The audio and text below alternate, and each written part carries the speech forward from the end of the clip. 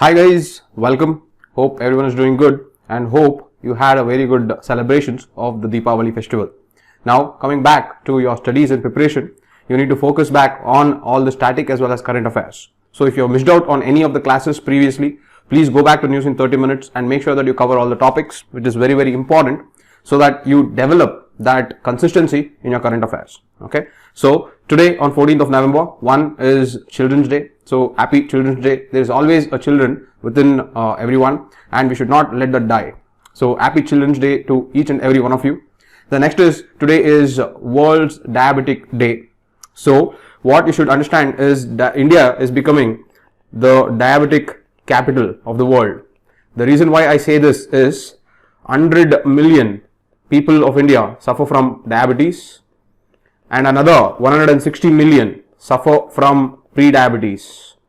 Okay, so this is becoming a huge problem, because as you know, in India the non-communicable diseases has overtaken the communicable diseases with respect to deaths. So most of or the majority of the deaths that happen in India is mainly because of non-communicable diseases such as diabetes, cancer and stroke. So all these are lifestyle diseases which is completely under our control. So as India is a youth with a very young demography, it is our responsibility to make sure that we don't fall to this rising burden of the disease. All right. So with that, please make sure that your parents, your friends, everyone is physically active and they don't consume too much of sugar. Okay, so with that, let us start off today's news in 30 minutes on the 14th of November 2023. Now the first issue is correcting historical injustice through renaming its fraud. Astronomers are calling for a change in the name of Magellanic clouds, but is the renaming an effective counter to injustice?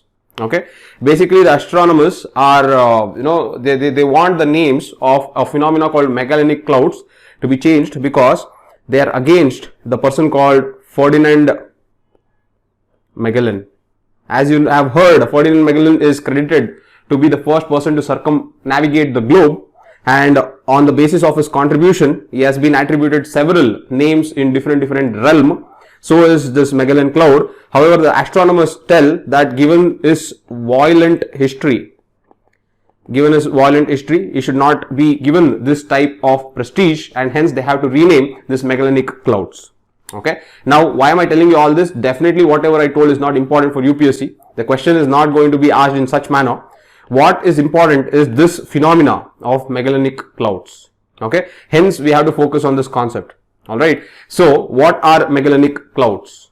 First, they are two irregular dwarf galaxies. Okay, there are two irregular dwarf galaxies. The second is they are satellite galaxies. Whenever I say satellite, they are revolving around other galaxies, and these two galaxies are revolving around Milky Way galaxy. Okay, so there are two satellite galaxies that are revolving around Milky Way galaxy. Okay, the third is they are members of a local group. Again, this terminology in astronomy is very important, so you should know what is this local group. The fourth is they are found in southern celestial hemisphere. They are found in the southern celestial hemisphere, just like Earth has northern hemisphere and southern hemisphere. In the same manner, the space also has the northern and southern hemisphere, and in the southern part you can find the Magellanic clouds. And fifth, they are visible to naked eyes. Okay. Now, let me just elaborate on a few technicalities that I have introduced in this definition. But before that, let me just summarize. Magellanic clouds are one irregular dwarf galaxies. Okay. What do you mean by irregular? It means, see, when, let me just erase these things. What do you mean by irregular? Irregular basically means every galaxy, okay, that is, most of the galaxies will have a type of shape. For example, if you take Milky Way galaxy, okay, if you take Milky Way galaxy, the shape of the Milky Way galaxy is spiral. So it is something like this. Alright, or there are few galaxies that are also of the shape of elliptical. Okay, however, there are many galaxies that have no shape, and whenever the galaxy has no shape, you call it as irregular galaxy. I hope you got the term. Okay, the next is dwarf galaxy. What do you mean by dwarf galaxy? Alright, dwarf galaxy means small galaxy.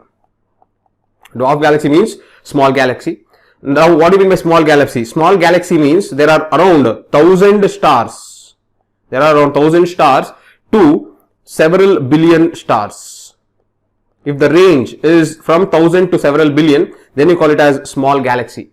Now, if I compare this with Milky Way again, Milky Way has around 200 to 400 billion galaxies. I'm sorry, stars. I'm really sorry. Milky Way galaxy has 200 to 400 billion stars. Now look at this. How small is a dwarf galaxy? It has just 1000 stars or a few billion stars. Whereas a normal galaxy will have 200 to 400 billion stars. So with that relativity, you can see how small this particular galaxy is. Hence they are termed as dwarf galaxy. Okay. So to summarize, what are Magellanic clouds? These are irregular dwarf galaxies. They are satellite galaxies because they revolve around our galaxy called Milky Way galaxy. The next is they belong to something called local group, which I'll get in a few minutes time. What is this local group? And how they are found in the southern celestial hemisphere, and they are visible to naked eyes. Especially they are visible to naked eyes in the southern hemisphere of the earth. They are not visible from the northern latitudes. They are visible from the southern hemisphere. So I hope you understood what are Magellanic clouds. Look at this. Okay, as you can see the spirality. Okay, you can see this spiral. This is the Milky Way galaxy that has a shape of spiral, and you can see this and this. Alright, these are Magellanic clouds. So these are satellite galaxies that revolve around the Milky Way. I hope you understood now. Okay, so this is what is, they are irregular. You understood the meaning of irregular, and they are dwarf, means they are small. Okay, and they are visible to the naked eyes. Okay, now with this understanding, let us get into another concept called all these are members of local group. All these are members of local group. So what do you mean by local group? Local group in astronomy is a name given to a group of galaxy. Group of galaxies together is known as local group. Okay, now if you take the local group that I am talking about, it looks like a dumbbell shape. It looks like a dumbbell shape. So look at this. This is a dumbbell. Okay, it looks like a dumbbell shape. Okay, on this side is Milky Way galaxy, and on this side is Andromeda galaxy. Okay, now Milky Way galaxy has its own satellite galaxies. As you saw the Magellanic clouds. So these are the satellite galaxies. Okay, and these are the satellite galaxies of Andromeda. Okay, so if I have to define what is a local group is a galaxy group that in turn consists of series of different galaxies. Look at this. Okay, so in the local group, okay, it consists of two important galaxies. One is Milky Way galaxy, another is Andromeda galaxy. Okay, so these two galaxies are in the form of a dumbbell shape that are present at a total distance of, see, the total diameter of this local group is around the total diameter of this particular local group is about 3 megaparsecs. This is how they measure with respect to the astronomical scale. Okay, 3 megaparsecs. Let me repeat that. 3 mega P-A-R-S-E-C-S parsecs. Okay, which means about 10 million light years. 3 megaparsecs means about 10 million light years. So that is the total diameter of this local group. So this is the diameter. Okay, if I take this as a local group, the total diameter of the local group is 3 megaparsecs. Okay, and see, this particular group is a part of a much more larger group called Virgo superclusters. Virgo superclusters. Okay, so until now, what did you know? You knew about Milky Way galaxy, that is our galaxy. One of the stars within the Milky Way galaxy is our sun, that creates our solar system. So the most nearest part of Milky Way galaxy is Andromeda galaxy. Together, Milky Way and Andromeda galaxy comes under something called local group, and the local group is coming under a broader spectrum called Virgo superclusters. Superclusters are basically a mass concentration of galaxies. Just like within a galaxy there is mass concentration of stars, in the same manner superclusters are places where there is mass concentration of galaxies. Okay, so let me show you this diagram. Look at this. This is a local supercluster. You can see that within the superclusters there are many other superclusters. Okay, there is Leo supercluster, Coma supercluster, okay, Columbia supercluster, Phoenix. So I hope you are understanding this. So within that supercluster there will be huge concentration of its own galaxies. Okay, so I hope you understood the hierarchy. The hierarchy is our solar system that comes within Milky Way, and within this Milky Way you have Magellan clouds that are rotating around this Milky Way. Milky Way along with Andromeda will form the local group, and local group is part of much more bigger group that is known as Virgo supercluster. Okay, so this is the overall aspect of this topic. I hope you understood the concept of Magellanic clouds. Okay, this is how, when you see the term of any scientific aspect, you have to go back to the static part and try to revise. Not only will you learn about the current issue, but also it will be a revision for you regarding the static part of the syllabus. However, what you should remember is space as a concept is very important both from prelims and mains perspective. So you can expect the questions to come for both prelims as well as mains. So this is about the Magellanic clouds that are in use. The next issue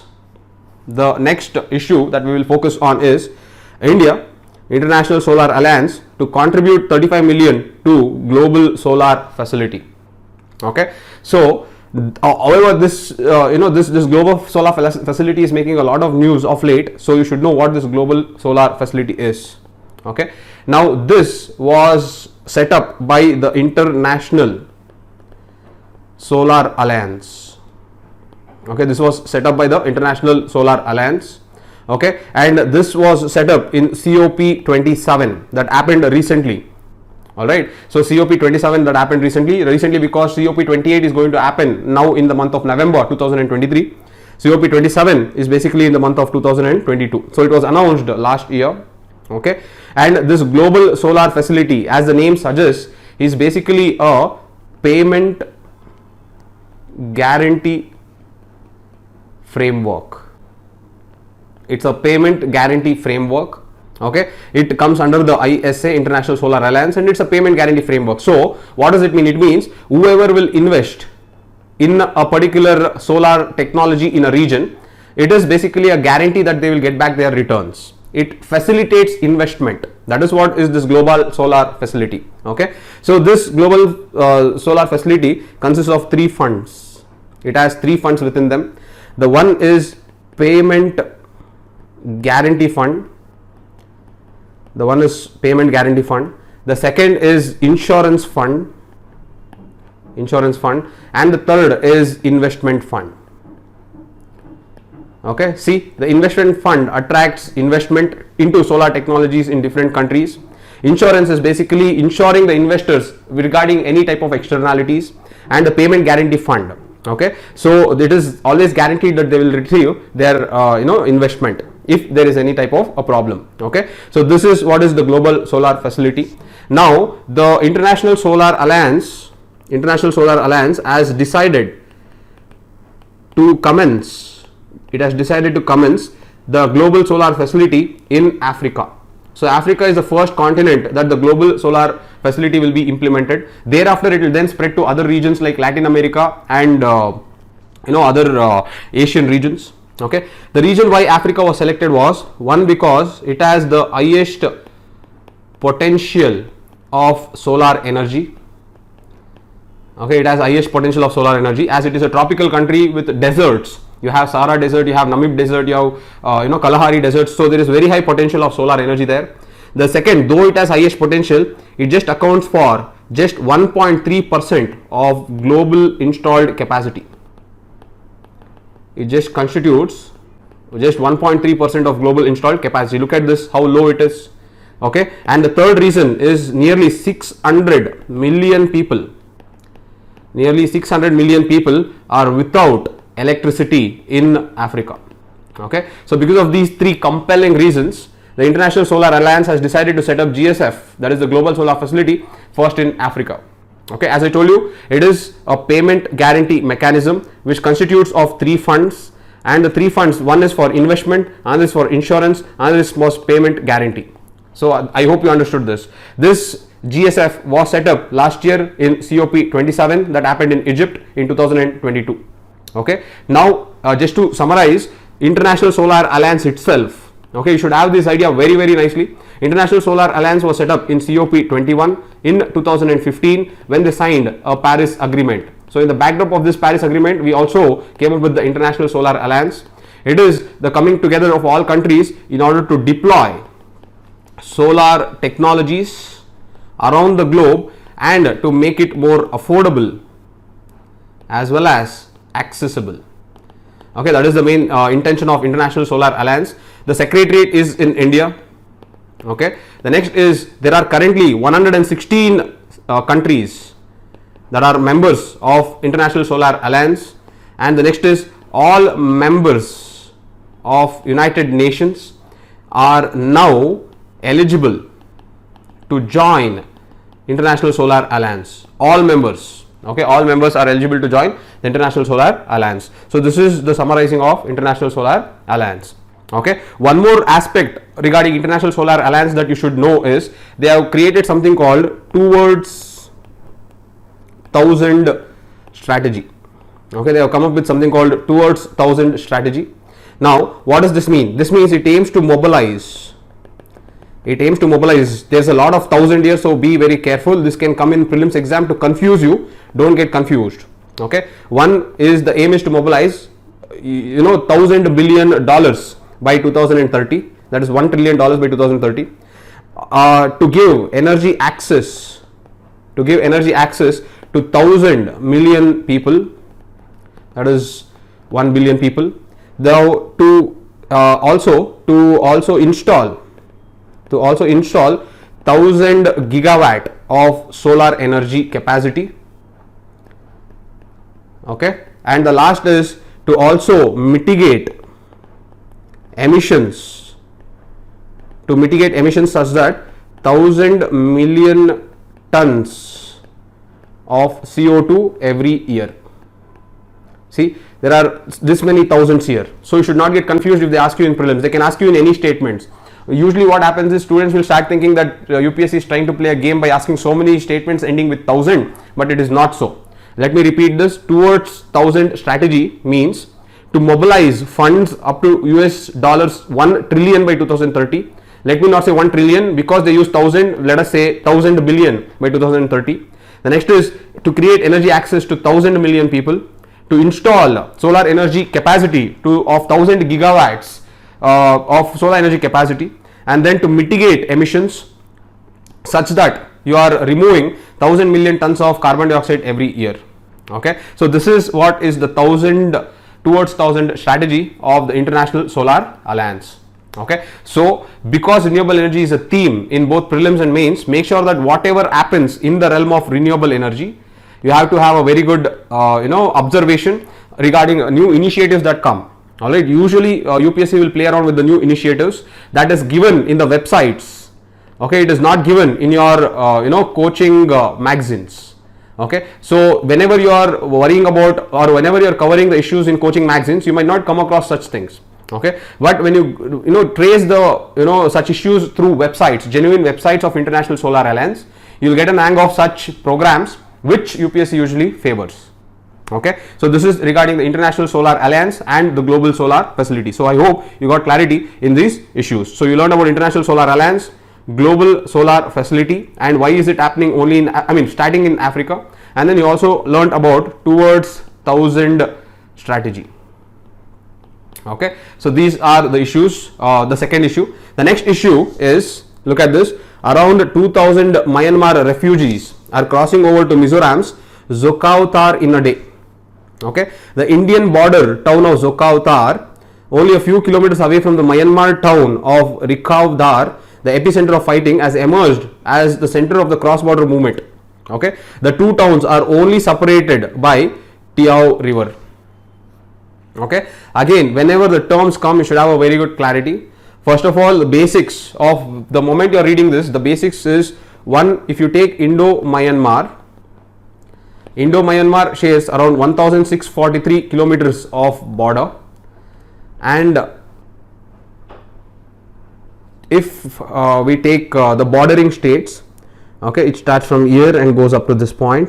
So you have Arunachal Pradesh, Nagaland, Manipur and Mizoram. These are the states that border Myanmar. Okay, and I have also spoken about something called free movement regime.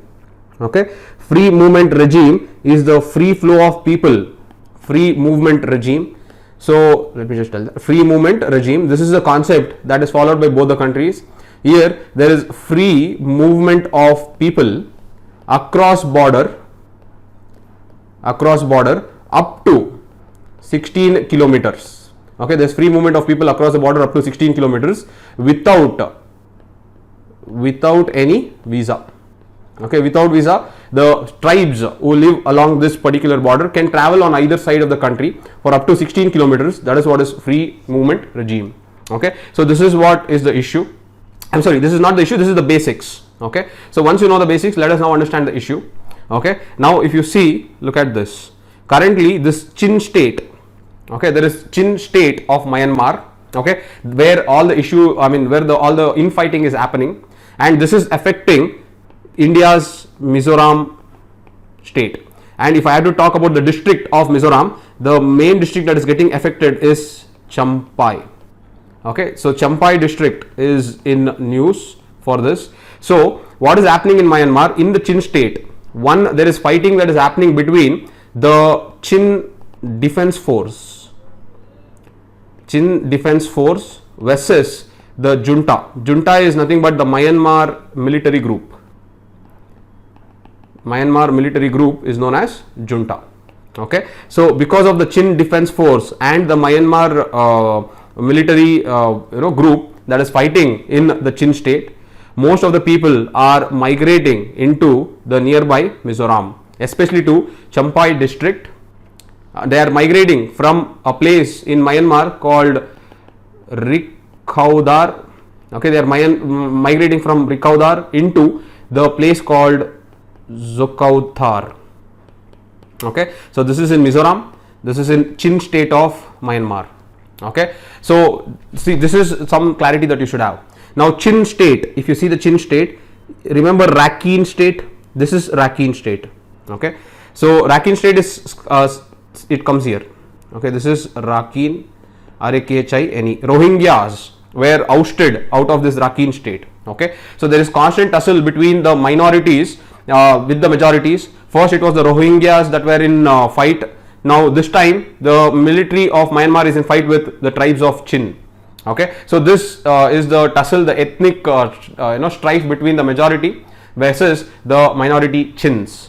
Okay, so this is the overall issue that is happening in Myanmar, which has resulted in huge Myanmar refugees coming into Mizoram. Okay, this is happening in Myanmar, and refugees are coming into Mizoram. So around 2000 people have come in. Okay, so this is what is the issue in the Indo-Myanmar border. The next issue is, this is just something that has come up in news. There is no concrete evidence for this to be started again. There was a plan to join Red Sea with Mediterranean Sea as an alternative to Suez Canal. This was an historic decision that was conceptualized during 1960s. Okay, so let me just give you the diagrammatic presentation. See, the moment news like this comes, what you should know is, you should have a very good idea about West Asia. Okay, West Asia is a favorite of UPSCs, especially in prelims. So if you observe, every year they keep asking somehow regarding West Asia.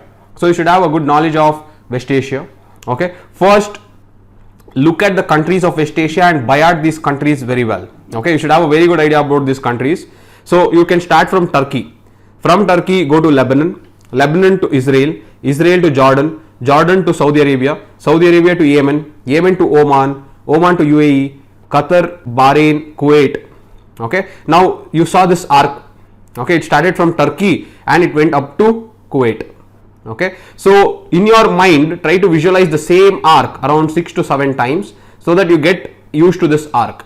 Start from Turkey, Lebanon, Israel, Jordan, Saudi Arabia, Yemen, Oman, UAE, Qatar, Bahrain and Kuwait. So that is how you visualize. You keep learning this. Sorry, I left out Syria. Let me just tell you this. Turkey, Syria, Lebanon, Israel, Jordan, Saudi Arabia, Yemen, Oman, UAE, Qatar, Bahrain and Kuwait. So visualize this arc many number of times until you are able to visualize. See, you should be able to visualize like this. Okay, so the more you visualize like this, that is creating a spatial sense in your mind. Okay, so after you visualize these countries, then come back. Once you have visualized these countries, come back to Syria. From Syria, go straight. Look at this: Syria, Iraq, Iran. So there is one arc like this. Okay, so if you want to visualize the countries of West Asia, look at this. From Turkey, you go to Kuwait. From Turkey to Kuwait, then come back to Syria and then go to Iraq and Iran. See, you are done with the countries of West Asia. Okay, so every time you have to remember the countries of West Asia, just remember the arc and this. So this creates the countries of West Asia. That's how you develop spatial sense. Okay, so I hope you understood the countries of West Asia.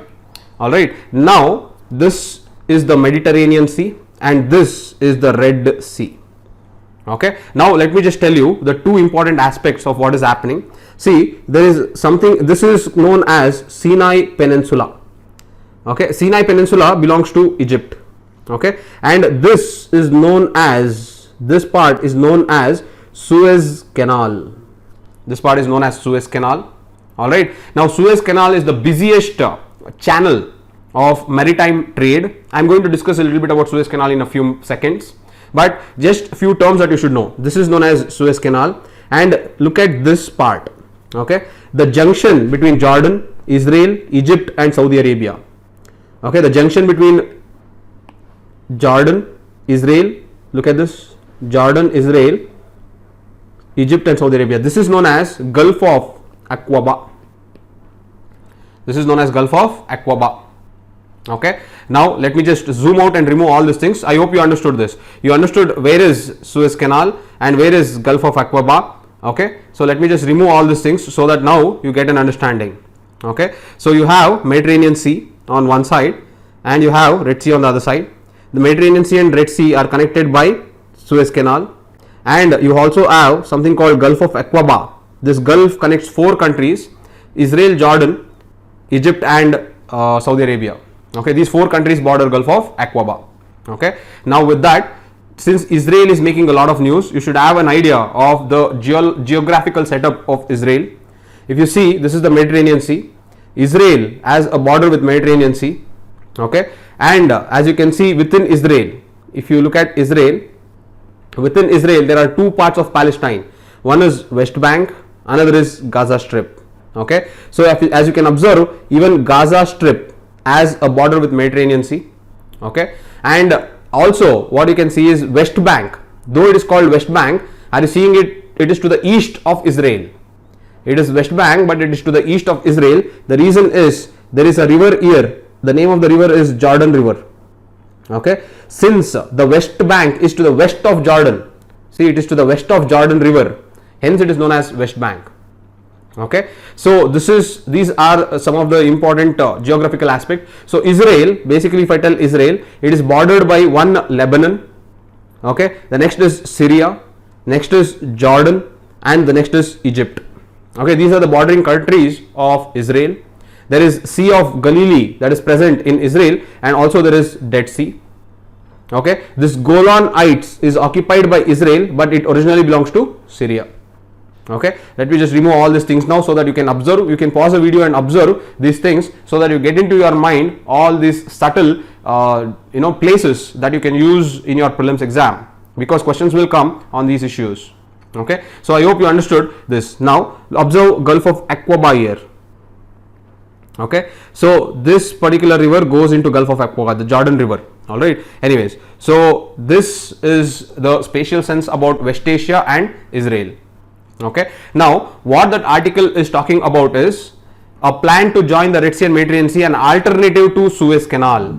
Okay, there was plan in the 1960s to build an alternative to Suez Canal, and that alternative was known as Ben Gurion Canal project. Okay, it was known as Ben Gurion Canal project. Now let me just show you what was the alternative.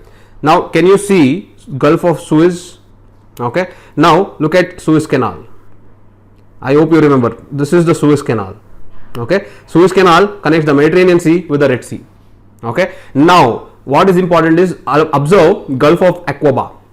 Okay, now look at this line from Gulf of Aqaba, it moves into the Israel part. Look at this, this is known as Ben Gurion, sorry, this is known as the Ben Gurion Canal project. Okay, see, Ben Gurion Canal. Ben Gurion is the founding father of Israel, hence they thought they'll name it as Ben Gurion Canal. Okay, this moves through, Ben Gurion Canal moves through Negev desert of Israel. It moves through Negev desert of Israel. So it starts at Gulf of Aqaba, moves through Negev desert of Israel, then moves into the heart of Israel, and then the coast of Mediterranean in Israel. Okay, however, there were a lot of difficulties in conceptualizing this, so this was dropped. However, this was planned to be an alternative to Suez Canal. Okay, now again, this is just another image for you to give you more clarity about Gulf of Aqaba. Okay, Gulf of Aqaba is a place where four countries are having its border. Okay, now the point here is you have to know about something about Suez Canal. Okay, if you take Suez Canal, one, it was opened in 1869. The second is it carries 26,000 vessels. Okay, in the year of 2022-23, it has carried 26,000 vessels, and this accounts to 13% of global shipping. This accounts to 13% of global shipping. This canal is around 193 kilometers long, and it is around 205 meters wide and 24 meters in deep. Okay, so this is the dimensions of the Suez Canal. Okay, and it helps in reducing the distance between Europe and Asia. Okay, and it is the world's busiest or world's biggest as well as busiest shipping bottleneck. Okay, so this is something about Suez Canal. Because it is the world's biggest shipping bottleneck, they were planning to create an alternative. However, that alternative will come with a very significant cost, hence it is not yet taken off. Okay, this was just in news today. So the news need not they ask you about Ben Gurion Canal directly, but when there is something in news regarding Ben Gurion, it is up to you to develop spatial sense about West Asia. It is up to you to look at the different water bodies in West Asia, and also to observe the different man-made canals or wetlands or type of forests or any important aspects. So this is something that you have to do from the static part, though the current issue may be different. Okay, again, West Asia is a very important part of your mapping, so please make sure that you are well versed with this West Asia. Okay, so this completes the issues of today.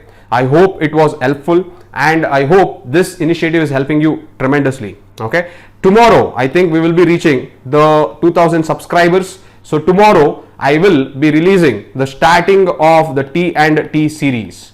So I would like to know your reaction regarding the T&T series. So please comment, please subscribe and please share these so that it will incentivize to bring more such programs to you people. Okay, I want to see your reactions regarding TNT series, so please make sure that you comment abundantly and you make sure that you share with your friends as well. I'll see you tomorrow, guys. Thank you for all the love and support. Bye.